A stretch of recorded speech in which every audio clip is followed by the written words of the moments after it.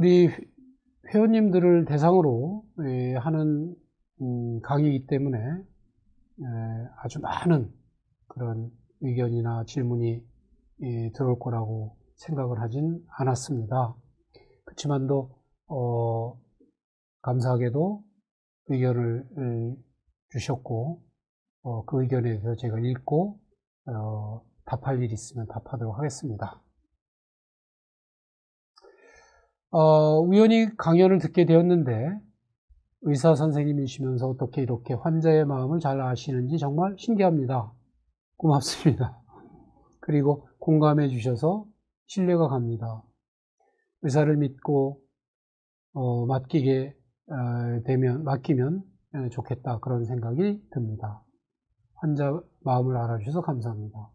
글쎄요, 제가 한동안 제가 꼭 그렇게 살아왔다고 말씀드릴 수는 없고, 생각을 요즘에 많이 하면서 여러분들과 의논하고 싶은 토픽을 제시했다고 생각해 주시면 좋겠습니다. 또 다른 분 말씀을 드립니다.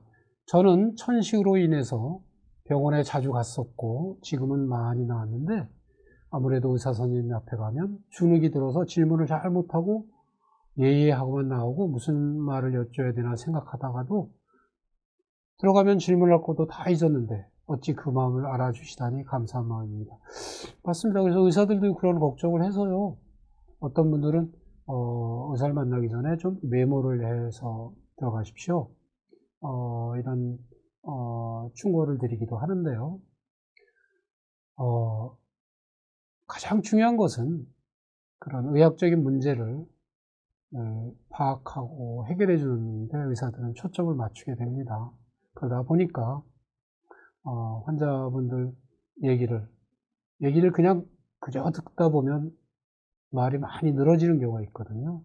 그걸 좀 시간 제약 때문에 좀 이렇게 자르게 되는 일이 생기는데, 아마도 앞으로 저는 동료 의사들 그리고 후배 의사들에게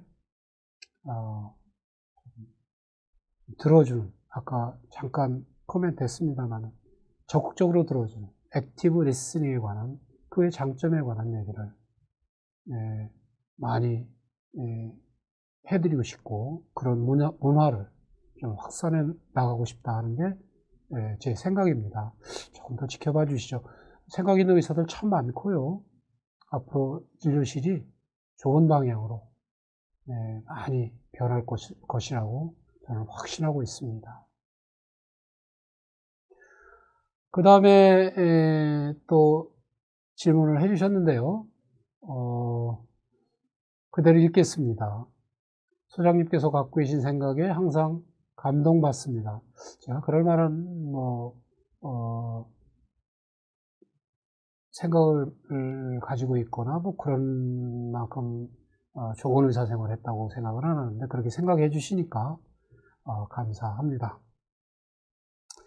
아무래도 의사 선생님이시니 의사들의 입장에서 이런 부분이 바뀌어야 한다는 말씀을 해주시고, 의사들이 부족한 부분에 대해서도 솔직히 말씀해 주셔서 많이 위로받고 있습니다. 그런데 제가 보는 의사 선생님들은 오히려 환자들의 반응을 비난하시는 분들도 많았습니다. 책에서 소개해 주신 진료실 갈등을 보면 한 사례에서 스태프의 실수로 환자에게 떼어낸 샘플을 잃어버렸던 사례가 있었는데요. 이때 실수를 인정하고 솔직하게 상황을 얘기해서 상황이 원만하게 해결되었던 스토리가 생각이 납니다. 그런데 환자들이 이를 받아들여주면 갈등은 해소가 될 텐데요. 어떤 경우에는 환자들이 받아들이지 않고 오히려 심각한 갈등을 초래할 때도 있을 것 같습니다. 의사의 입장이 아니라 환자들이 생각에도 변화가 있어야 하는 부분이 많을 텐데요. 이런 변화는 어떠한 준비와 과정이 필요하고, 아주 중요한 말씀을 해주셨어요. 우선은 제 책에 소개된 그러한 사례를 읽고 이해해 주시고, 혹시 다른 결과가 오면 어떨까 걱정도 해 주시고 하는 부분에 대해서 감사 말씀을 먼저 드립니다. 다음 주에 이 사례에 관해서는 제가 조금 더 구체적으로 소개를 드릴 예정입니다. 맞습니다. 의사들이 아무리 저는 진실된 의사가 되어야 된다. 그래야 신뢰를 받을 수 있다는 의미에서 이 사례를 들었는데요. 의사가 진실되게 솔직하게 대했을 때 환자가 받아들이면 좋은데 그렇지 않으면 더 큰 갈등이 생길 수도 있죠. 그래서 의사들, 특히 젊은 의사들은 겁이 많이 납니다. 과연 그게 옳은 일인지 갈등을 많이 합니다. 그래도 결론적으로 말씀드리면 제가 몇 가지 사례를 겪으면서 진실은 통한다. 진실되게 접근하는 것이 문제 해결의 첩경이다. 바꿔 얘기해서. 문제를 감추고, 핵심에서 달아나려고 하다 보면 자승자박, 자기를 묶어서 나중에는 어쩔 수 없는 더한 궁지에 몰리게 된다는 말씀을 드리고 싶습니다.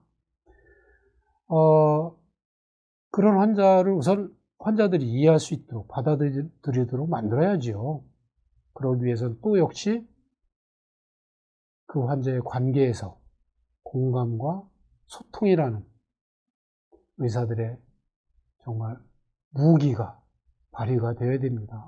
환자의 아픔에 공감하고 환자와 가족들과 원활히 소통해온 의사는 문제가 생겼더라도 환자들로부터 긍정적인 답을 얻을 수 있는 것 같습니다. 물론 아닐 수도 있겠지만 우리 일단 그렇게 믿어봅시다. 제 경험에 90% 이상은 긍정적으로 문제가 풀리는 쪽으로 해결될 수 있을 것이라고 감히 말씀을 드립니다. 답이 됐으면 좋겠습니다. 마지막 질문이신 것 같은데요. 의사로 일하면서 공감을 하는 의사가 되기 위해 애써왔던 거로 보이는데 혹시 노력을 했음에도 공감하기 어려웠던 사례가 있었으면 소개해 줄 수 있는지 궁금합니다.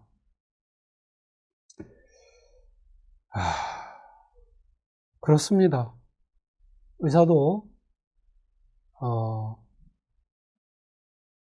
인간이고 아무리 이성적으로 생각하려 해도 감정이 있고 아주 극단의 감정 노동자입니다. 예를 들어서 외래 진료를 갖다가 계속해서 4시간, 5시간 몸과 마음이 아픈 환자들의 문제를 함께 의논하다 보면 정말 지치기도 하고 원하는 대로 잘 되지도 않을 때도 있고 그럴 때마다 마음이 힘들 때가 적지 않습니다. 제 경험을 말씀드리는 것도 좋겠습니다만은 제가 정말로 존경했던 저의 은사 선생님, 실제 아산병원에서 처음에 같이 시작을 했기 때문에 어찌 보면 동료 의사일 수도 있지만 저보다 한 20년 선배 의사시니까 은사님, 선생님이라고 하는 게 더 옳을 것 같습니다. 제가 지금도 마음속에 아주 존경하는 마음을 가지고 있는 의사 선생님을 소개해드림으로써 대답을 대신할까 합니다. 그분은 상당히 독실한 카톨릭 신자셨습니다. 저는 제가 보기에는 의사인가 신부인가 모를 정도로 신부에 가까운 전문의셨습니다. 진료실에 내려오시기 전에 항상 두 손 모아 기도를 하고 마음을 다잡고 내려오신다고 저에게 개인적으로 말씀해 주신 적이 있습니다. 저는 그때 그렇게 생각했습니다. 와, 저렇게 생각도 깊으시고 모든 환자들에게 의사들에게도 잘하시는 분이 무슨 기도거리가 있을까? 뭐 원하시는 게 더 있을까? 아마 그냥 일반적으로 오늘 찾아오는 환자들 다 문제가 잘 해결되길 바라시기만 하셨을 거야. 라고 생각을 하고 존경하는 마음을 가지고 함께 일을 해왔습니다. 선생님께서 정년퇴직을 마치시고 한 10년이 지난 후에 저는 다른 깨달음을 얻었습니다. 이렇게 신부 같은 선생님이 얼마나 당신 마음대로 잘 안 됐으면 오늘도 똑같이 기도를 하고 내려오셨을까. 오늘 진료실 찾는 환자의 모든 문제에 내가 공감할 수 있도록 도와주십시오. 혹시 그런 마음이 들지 않더라도 절대로 목소리를 높이지 않도록 저를 좀 도와주십시오. 제가 하는 모든 행동이 환자에게 도움을 주지 못할지라도 진료실을 찾는 환자들이 조금이라도 마음의 평안을 가지고 진료실을 떠날 수 있게 도와주십시오. 저의 무능하고 부족한 것을 다 알고 계시는 하나님께서 제발 저를 불쌍히 보셔서 이끌어 주십시오 하는 마음일 거라고 저는 생각을 했습니다. 그런 생각이 들고 나니까 어느새 저도 정년퇴직할 시간이 와서 혹시라도 제 후배들은 그런 생각을 저보다 좀 빨리 할 수 있게끔 도와줄 길이 없을까 하고 제가 이 일을 시작하기로 결심을 했습니다. 대답이 됐으면 좋겠습니다. 시간이 좀 남았습니다만은 오늘 질의응답은 여기서 마치고 다음 주 화요일에 다시 뵙기로 하겠습니다. 경청해 주셔서 대단히 감사합니다. 감사합니다.